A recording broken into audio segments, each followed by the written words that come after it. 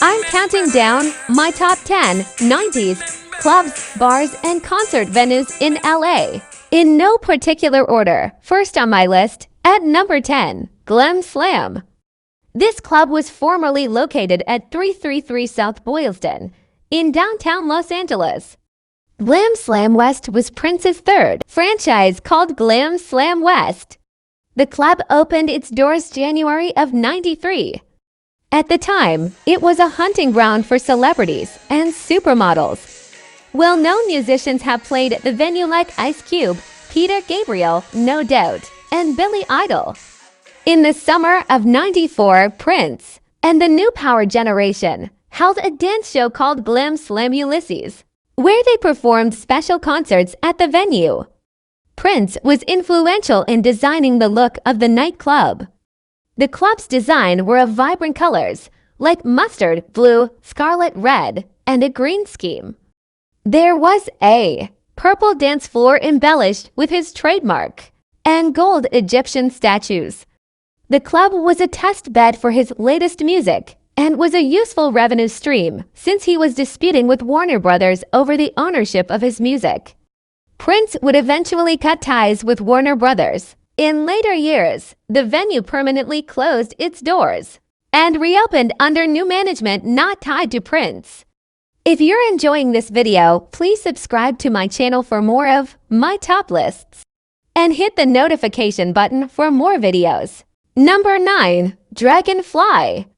This club is located at 6510 Santa Monica Boulevard in Hollywood, California.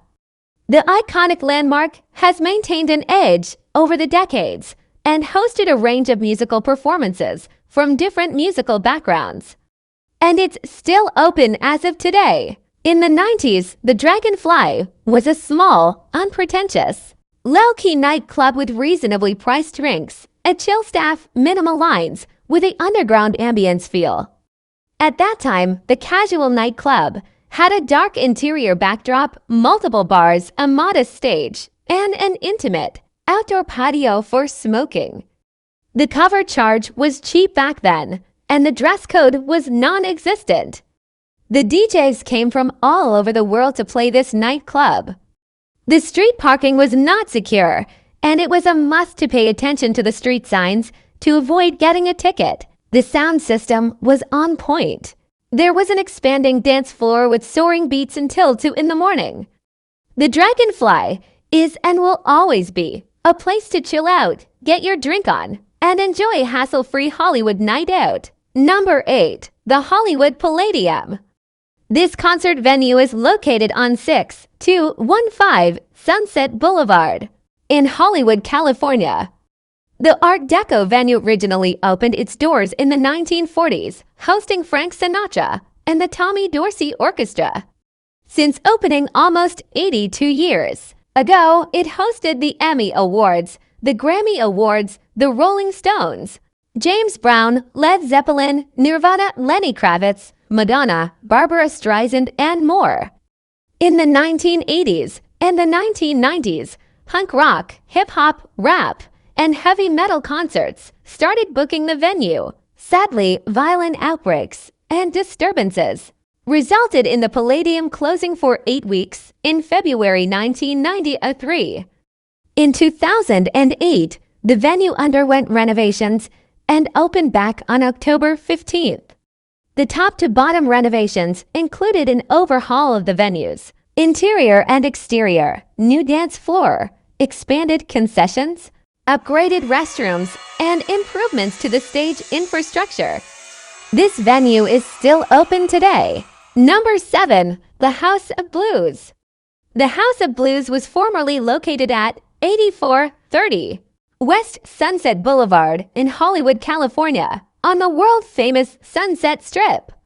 The multi-stage Southern-style concert and club venue opened its doors in 1994, and the building's outdoor aesthetic was covered in tin from a gin mill. The location had the best views of the Sunset Strip right at a busy corner, with the coolest people you'd ever meet. The venue could entertain up to 1,100 music fans. There were two dining experiences: the Crossroad Restaurant, a casual dining favorite for the pre-shows; the Foundation Room, an elegant dining experience; the Voodoo Lounge Stage, an upscale lounge area, a historic folk art collection, and its own House of Blues store. This venue once had a complete nightlife experience featuring concerts from the biggest musical artists to grace its stage.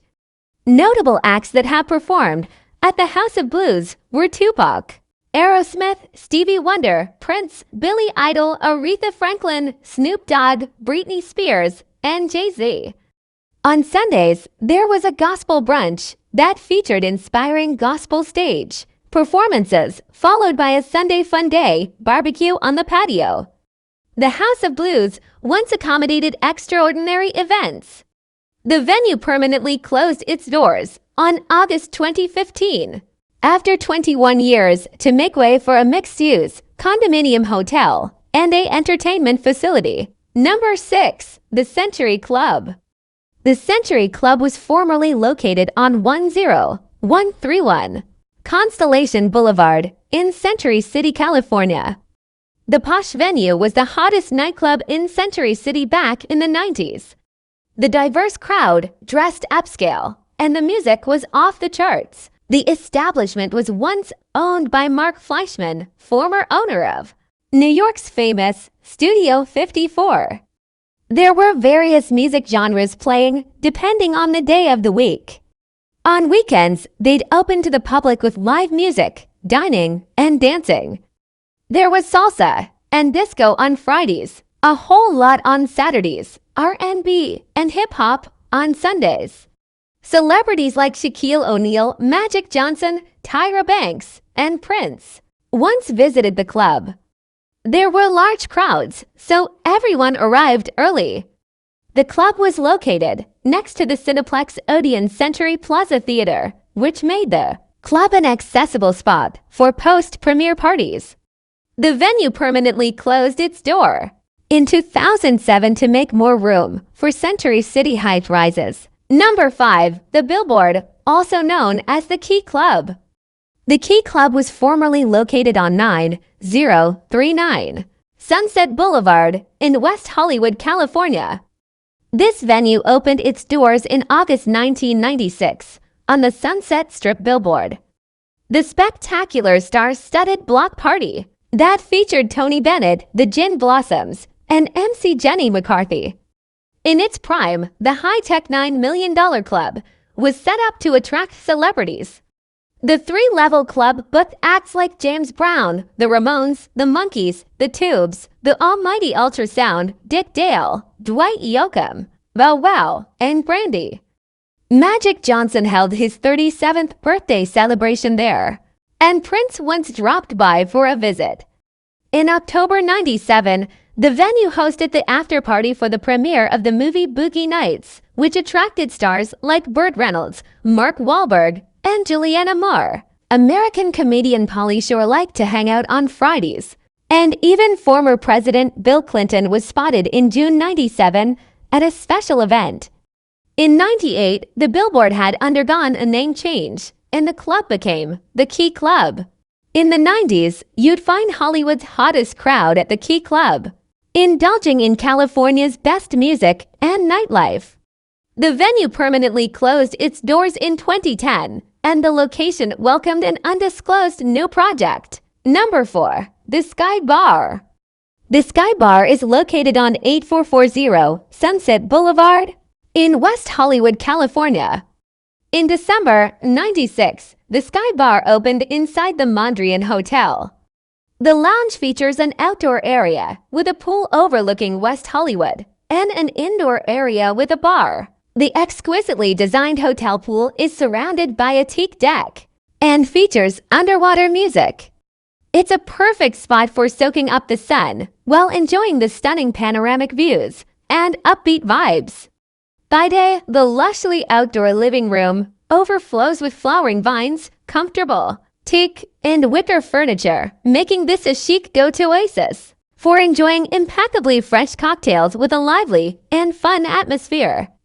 With the setting sun, the pool lights up with hundreds of flickering lanterns, placed around the deck and hanging from the limbs of trees, transforming the pool into a vigorously energetic setting to take in the best of Hollywood glamour. This bar is a well-known frequent hotspot for celebrities. It was mentioned in Shakira's 2010 song Men in This Town, where she mentions the Sky Bar. I went to look from the Sky Bar to the Standard. Nothing took. These boys don't care. Number 3. Mavericks Flats. Mavericks Flat is located on 425 Crenshaw Boulevard in Los Angeles, California, a South Los Angeles neighborhood in Leimert Park.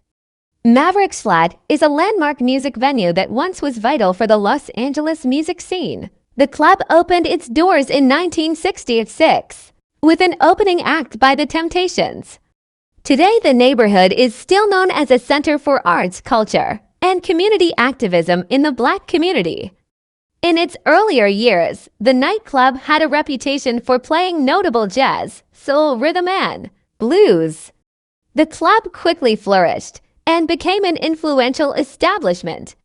Greats such as the Ike and Tina Turner Revue, Earth, Wind and Fire, the Commodores, Parliament Funkadelic, The Temptations, the Four Tops, and the Supremes all performed at the Mavericks Flat.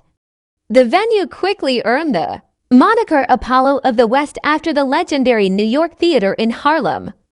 Mavericks was more than just a place to hear amazing music. It was an institution, and it attracted people of all races and social classes. In the 1960s, on a Saturday night you might have celebrities like Marlon Brando or Steve McQueen passing through, mingling with the crowd. The Crenshaw area exemplified the hip and sophisticated camaraderie that flourished during the civil rights era. The space used to be a dance school called the Arthur Murray Dancing School before the club was founded by John Daniels, an American former actor, songwriter, and producer. Daniels had a leading role in a 1975 movie called The Candy Tangerine Man. Jim Brown, a football player and actor, assisted Daniels with financial backing and promotion for the club. In the 1980s, with the grind of running the club, it took a toll on Daniels. He stopped regular live music acts and shifted the space toward unique events rentals. Later, Daniels went on to produce stage shows internationally. The club has been through extensive rehabs over the years, with a big renovation that included the second-story private section. Bonhatch Management acquired the vacant property for $2.6 million. The new tenant will open a bar and nightclub with the same name. Number 2. The Hollywood Athletic Club. The Hollywood Athletic Club is located on 6525 Sunset Boulevard in Los Angeles, California. The iconic Hollywood Golden Age landmark is still standing today. The architectural firm Meyer and Holler was the engineers of the Hollywood Athletic Club. It was the tallest building in Los Angeles at the time. The firm also built the Hollywood Chinese Theater and the Egyptian Theater. The club was founded by show business heavyweights Charlie Chaplin, Rudolph Valentino, and Cecil B. DeMille. The club was a destination where A-list Hollywood stars would go to work out. The club amenities included an Olympic-sized indoor swimming pool, a gymnasium, a tower with hotel rooms, a series of larger garden suites, a restaurant, a cigar stand, a barber shop, haberdashery store, steam rooms, saunas, handball and racquetball courts, and game rooms. In 1949, the first Academy of Television Arts and Sciences, the Emmy Awards, was held at this club. It's also the site of television, movie, and music video productions. At one point, the courts were converted into a state-of-the-art, full-service recording facility, and musical artists who would frequently record music at the club. Today, the Hollywood Athletic Club has undergone a major restoration, returning to its original structure. It is currently available as a creative office space, event venue, a restaurant space, and as a filming location. Number 1 on the list, the Zanzibar. The Zanzibar was formerly located on 1301 5th Street in Santa Monica, California. The club opened its doors in 1990 to where you could catch a live performance by hip-hop and spoken word artists, and even cool conga players. The Zanzibar once stood out as a lounge where you could have an enjoyable time. Due to the quality of the music, the price of the drinks, and the energy of the people. The vibes at the club were a soulful asylum where good times were demanded. On Thursday night, you were able to go to see an Afro-funk party featuring a wide mix of world music, hand-selected to get you on the dance floor. There were Brazilian soul, African grooves, a dash of gypsy funk music that would have you on your feet all night long. Any day of the week you can find a musical celebration to provide soulful fuel to your mind, body, and soul. No matter what day of the week you decide to go to the Zanzibar, you would experience a quality event at a different level. This gem of a lounge is where great music and good times come together. The venue has permanently closed its doors. It's a wild, wild world out there. Stay safe, stay sweet, and keep the peace.